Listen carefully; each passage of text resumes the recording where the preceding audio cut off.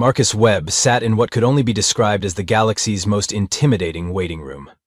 The ceiling stretched 3 stories high, covered in swirling holographic displays of mathematical equations that hurt his brain just looking at them. Around him, creatures from dozens of species whispered nervously in languages that sounded like everything from wind chimes to garbage disposals having existential crises. "Next candidate, please report to examination chamber 7, announced a voice that somehow managed to sound bored in 17 different frequencies simultaneously.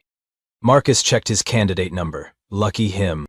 He shuffled toward the chamber, past a nervous Zephyrian whose tentacles were literally tied in knots, and a crystalline being whose entire body was flickering like a dying fluorescent bulb.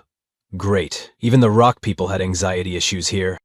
The examination chamber looked like someone had crossed a dentist's office with a spaceship cockpit, and then asked a committee of engineers to make it more intimidating. Marcus settled into the chair, which immediately began adjusting itself to his human physiology with a series of clicks and whirs that sounded vaguely disapproving.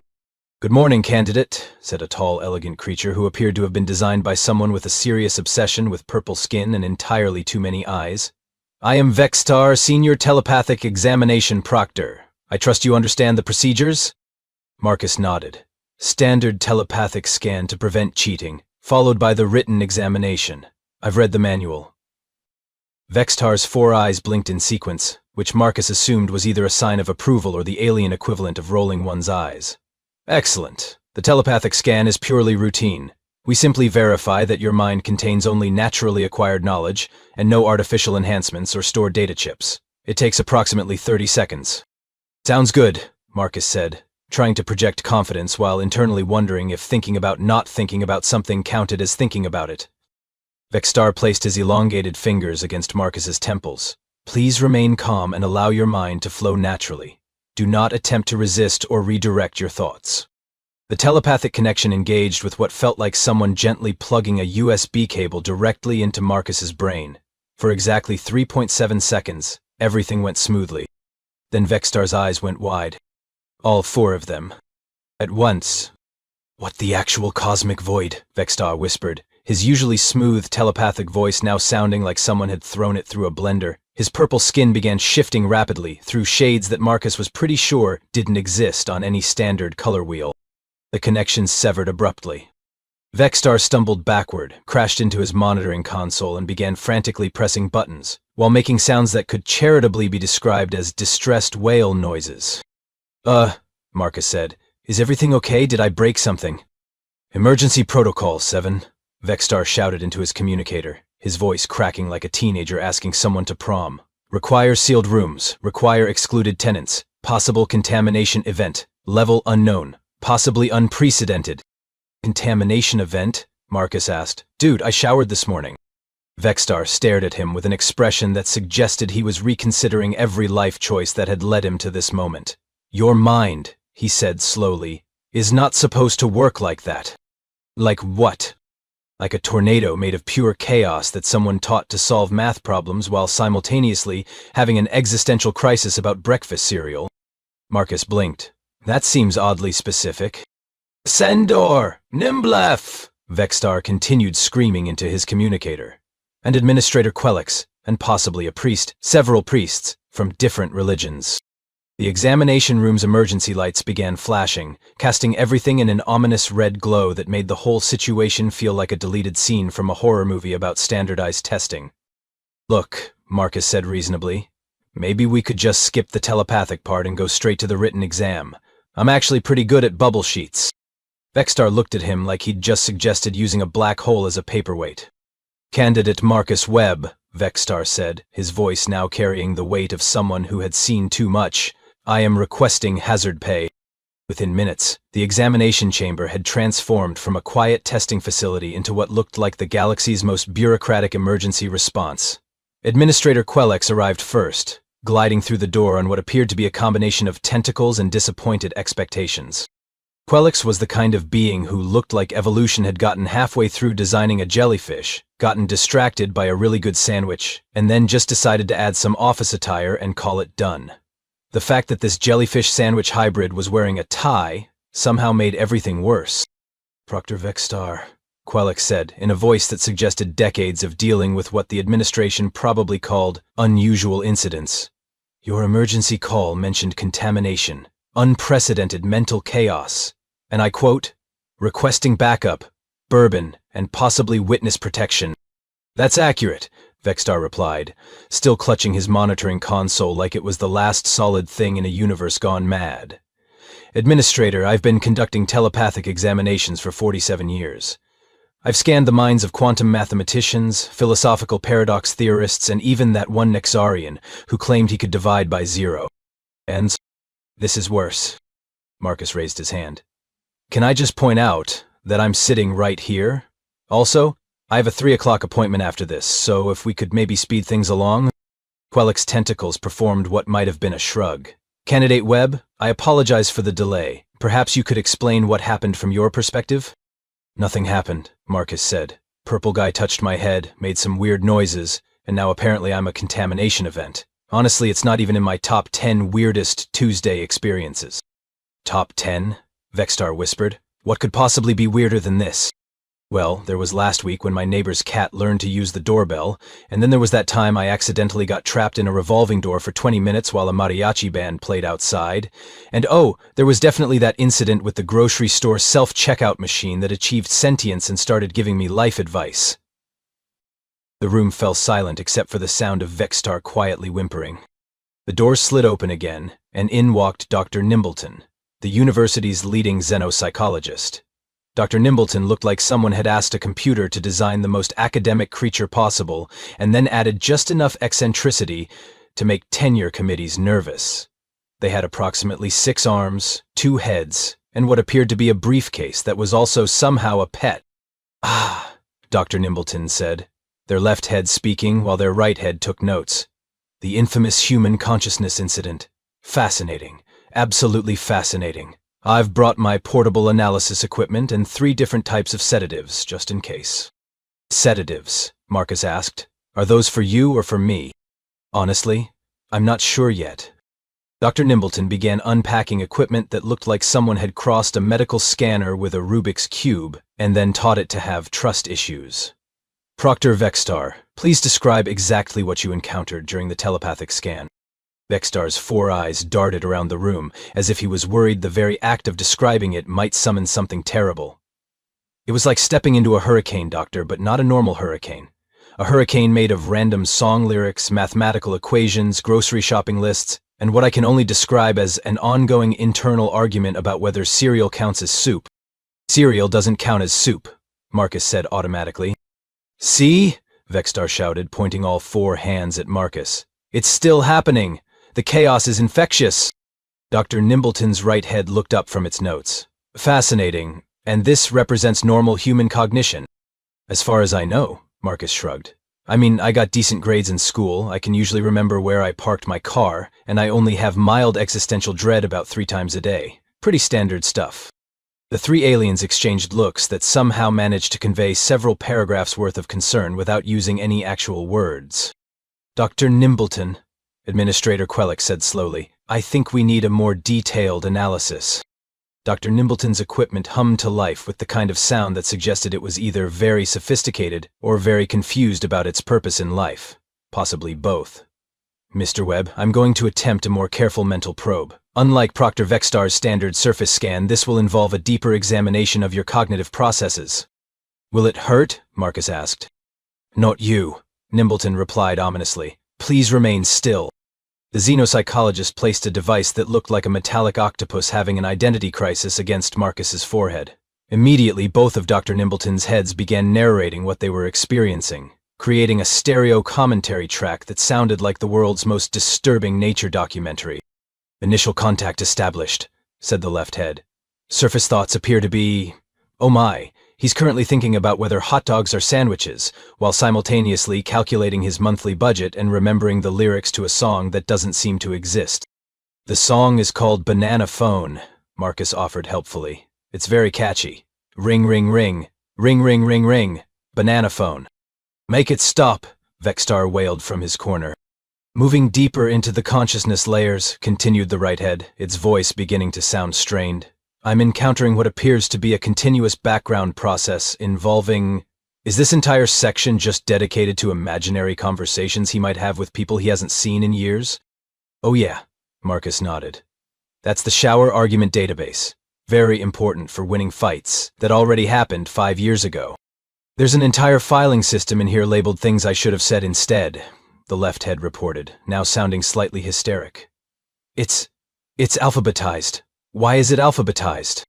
Organization is important, Marcus said reasonably. Dr. Nimbleton's equipment began making warning sounds that suggested it was having some serious philosophical disagreements with whatever it was reading. Deeper scan initiated. I'm now encountering what appears to be a continuous loop of a commercial jingle from something called J.G. Wentworth, running simultaneously with advanced calculus problems, and a detailed mental reconstruction of every embarrassing thing the subject has ever done. It's my money and I need it now, Marcus sang unconsciously. The chaos is spreading, Vexter shouted, covering all 4 of his eyes. Someone quarantine the human! Wait, there's more, the right head gasped. There's an entire section that appears to be running constant background checks on whether he locked his car, turned off the stove, and... Oh dear Cosmos. He's mentally replaying every awkward interaction he's ever had while simultaneously planning his grocery shopping for next week and wondering if penguins have knees. Do penguins have knees? Marcus asked. I've been wondering about that for months. Administrator Quellick's tentacles began writhing in what was either extreme agitation or an attempt at complex mathematics. Dr. Nimbleton, please tell me this is abnormal human cognition. Scanning deeper neural pathways, the left head reported through what sounded like gritted teeth, if jellyfish sandwich hybrids could grit their teeth. I'm finding layers of recursive worry loops about whether other people think he's weird, existential dread about the heat death of the universe, and... Wait. Is this entire cortical section dedicated to remembering random facts about otters? Otters hold hands when they sleep so they don't drift apart, Marcus said proudly. Also, they have favorite rocks. Dr. Nimbleton's briefcase pep began making alarmed chittering sounds and tried to hide under the examination table. Abort the scan! Both heads suddenly screamed in unison. Abort!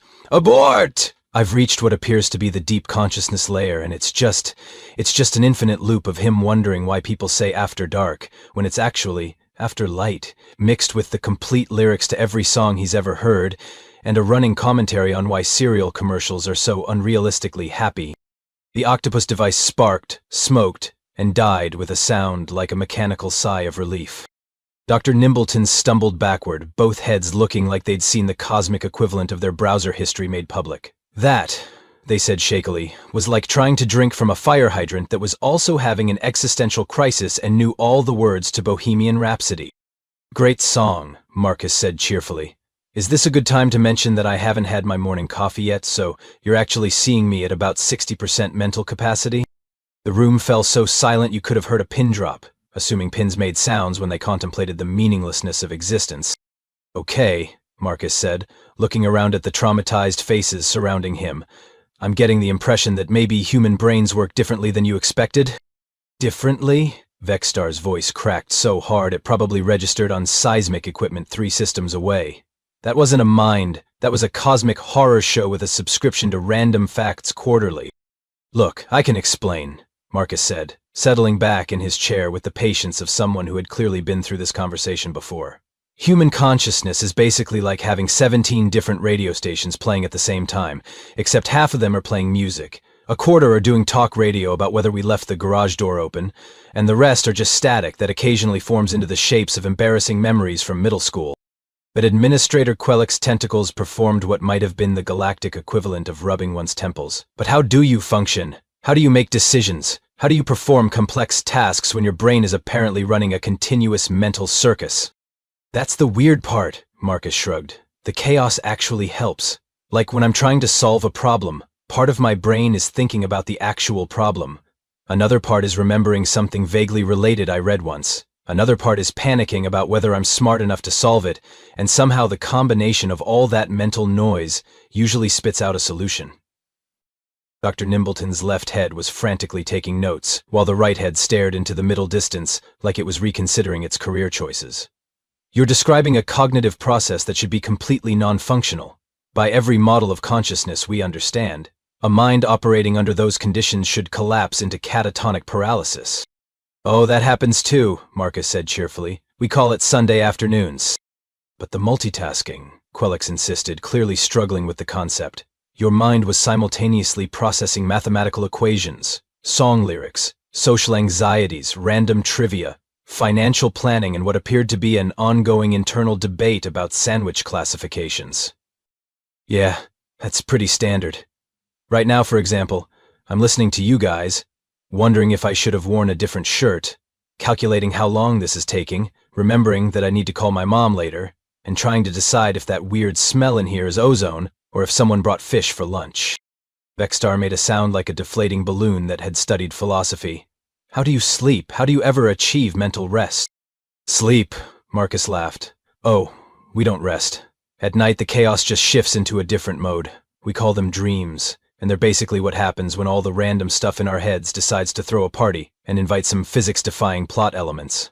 Last night, I dreamed I was late for an exam I graduated from 10 years ago, but the exam was being administered by my third-grade teacher, who had turned into a talking sandwich.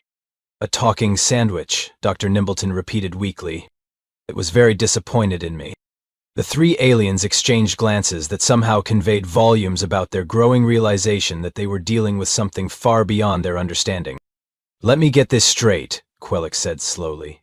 You're telling me that humans have evolved to function with what essentially amounts to controlled mental chaos, and that this chaos somehow enhances your problem-solving abilities rather than hindering them? Bingo, Marcus said. It's like having a really noisy brainstorming session going on in your head 24/7. Sure, 90% of the ideas are garbage, but that other 10% comes up with solutions that nobody else would ever think of because nobody else would be weird enough to connect ancient Greek philosophy with breakfast cereal marketing strategies.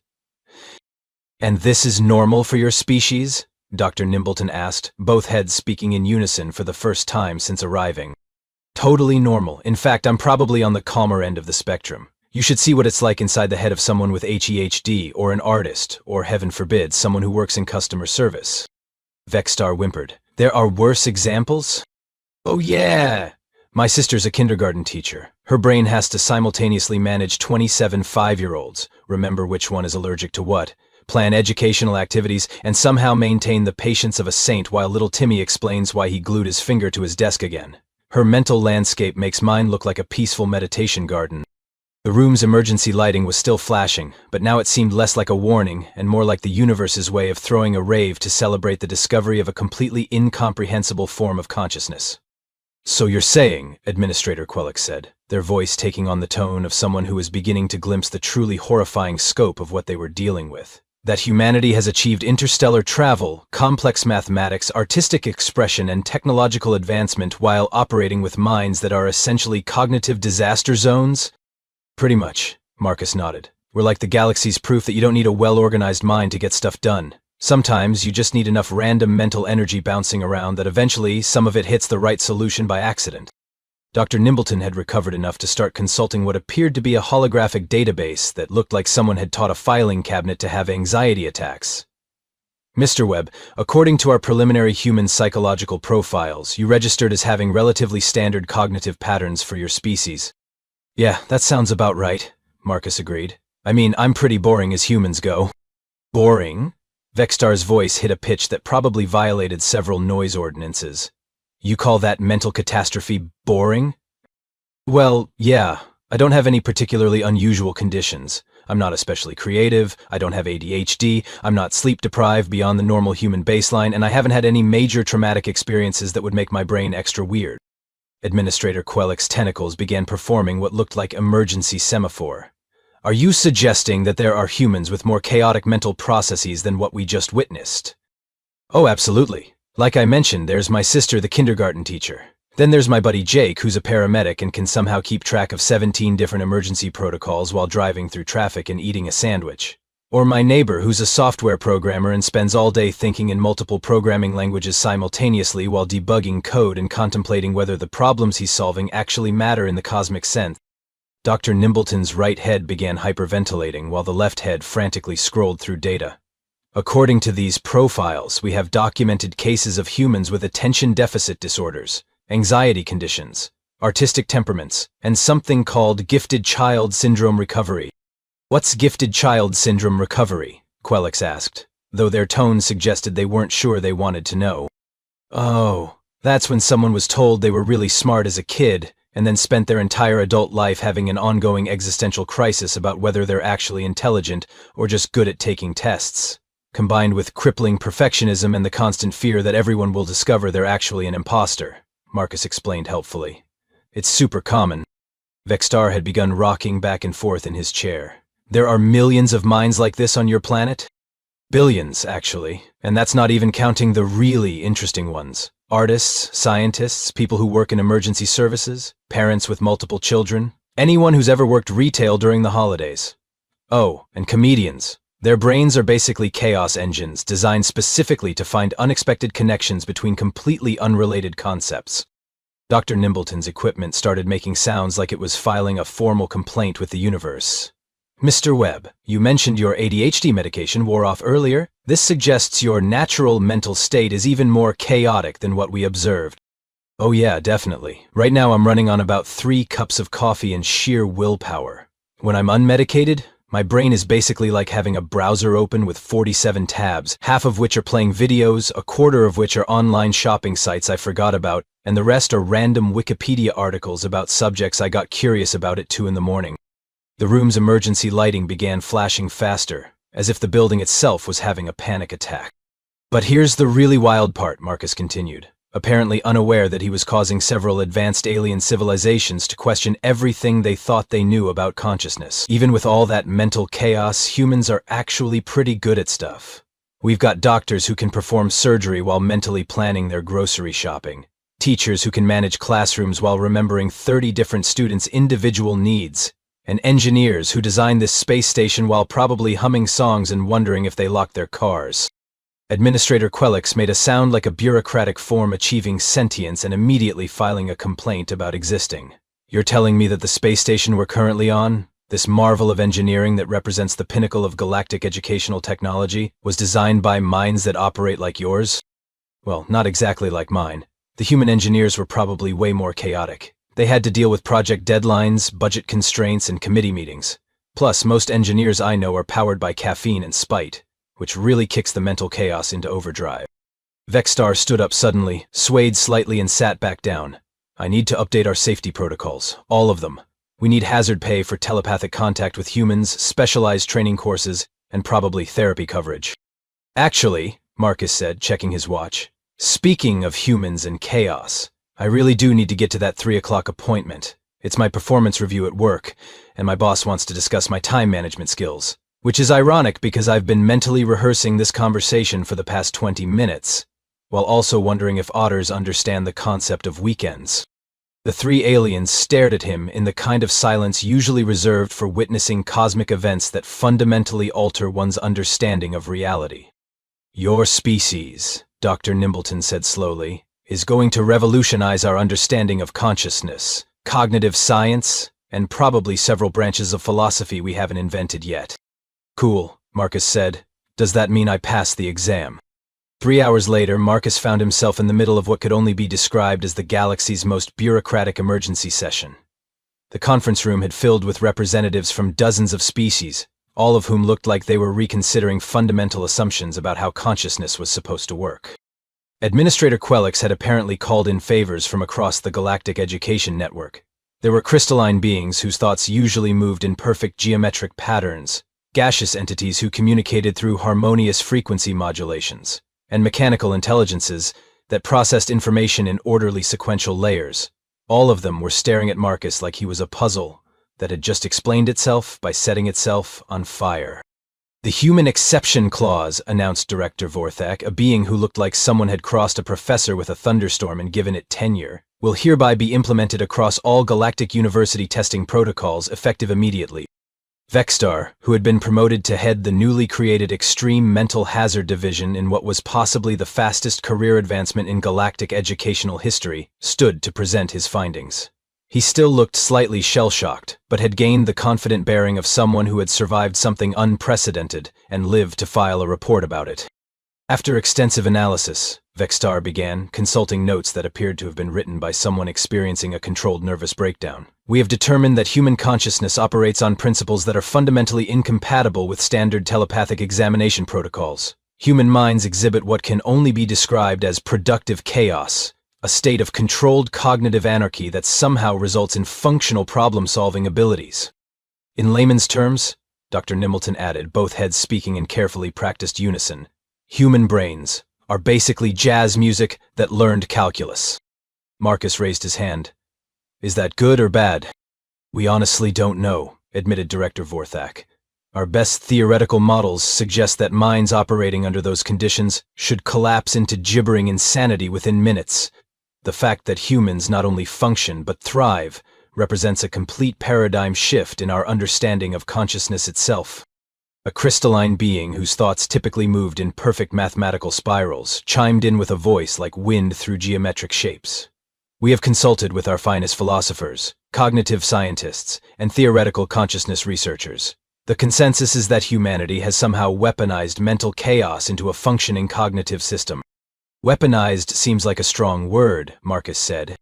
You solved a complex quantum mechanics problem yesterday while humming a jingle about car insurance and wondering if your neighbor's dog likes you, Vexstar pointed out. If that's not weaponized chaos, what is? The meeting continued for another hour, during which Marcus learned that his brain had become something of a celebrity in academic circles. Apparently, recordings of Dr. Nimbleton's scan had been distributed to consciousness researchers across 17 different star systems, most of whom had responded with variations of, "This can't be real," and "We need to rethink everything we know about minds." Finally, they got to the practical matters. "Mr. Webb," Director Vorthak said, "you will be taking your examination under specially designed conditions. We have constructed a telepathy-proof testing chamber using principles we learned from studying black hole event horizons and existential philosophy." "That seems like overkill," Marcus said. "We also have medical teams standing by, counselors for our staff, and a special research grant to study what we're now calling human cognitive resilience syndrome," the director continued. "Your species appears to have evolved mental immune systems that not only tolerate chaos, but actually require it to function optimally." The testing chamber they led him to looked like someone had decided a normal exam room wasn't nearly paranoid enough and had consulted with experts in preventing cosmic horror. The walls were covered in symbols that hurt to look at directly. The desk appeared to be made from crystallized mathematics, and the chair had more warning labels than a radioactive waste disposal unit. "Will I be able to focus in here?" Marcus asked, settling into the chair, which immediately began playing what sounded like elevator music designed by alien philosophers.